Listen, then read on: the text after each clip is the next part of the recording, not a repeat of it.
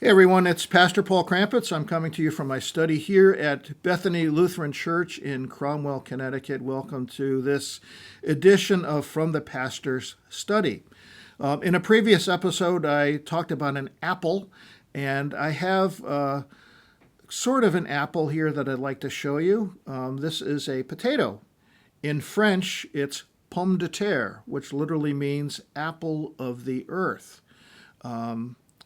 But in fact, it's not a potato at all. It looks very much like a potato if you look at it. In fact, it's a rock. It's a rock that my family found when we were camping years ago when I was a child. And it's a favorite family story about how this potato was wrapped in foil, put in the campfire. And one of us, I've forgotten now who it was the unlucky one who got this potato, and when we tried to cut it open to eat it, we discovered that it was, in fact, a rock.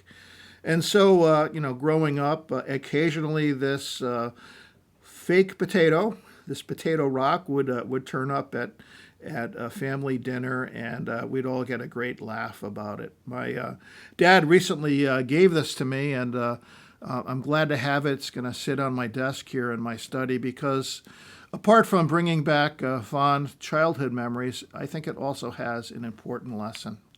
And the lesson simply is that you can't judge a book by its cover. Appearances can be deceiving. I mean, even when you look at this very closely, it looks like a potato. It's not until you really pick it up and you can feel the weight and sense how dense and how hard this is that you begin to understand there's something else going on here too. How quick we are to look at things, look at situations, look at people, and just with the outward appearances come to some form of judgment. We tend to see the world in terms of black and white. It's this or it's that. But in fact, most often the truth lies deeper. We need to get below the surface. And if we could somehow, as human beings, learn to not trust our senses as much as we do, to not rely on first impressions, not to rely on appearances, I think a lot of the problems that we have in this world might be alleviated a bit. This is certainly true when we talk about racial matters. It's certainly true when we talk about matters relating to human sexuality. It's true in politics, it's true in economics, it's true in so many things. Appearances can be deceiving. Most importantly, it's true when it comes to matters of faith. Augustine famously talked about the true church, the city of God, which remains invisible, known only to God. The true church includes people who are part of institutional churches, but also people who are outside of the church. And we are not the ones to judge. It is God who makes that judgment.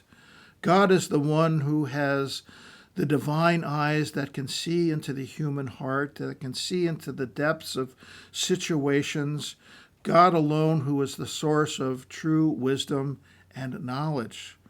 We pray that we might look at the world through the eyes of Christ, which means looking beyond the surface, looking deep into that person, and knowing that each person, no matter what they look like on the outside, no matter what we might see at first, each and every one of us is a beloved child of God and created in God's image. So if you are ever invited for dinner at our house and we serve baked potatoes, beware, you might see this again. Until next time, Pastor Paul is saying goodbye and God bless.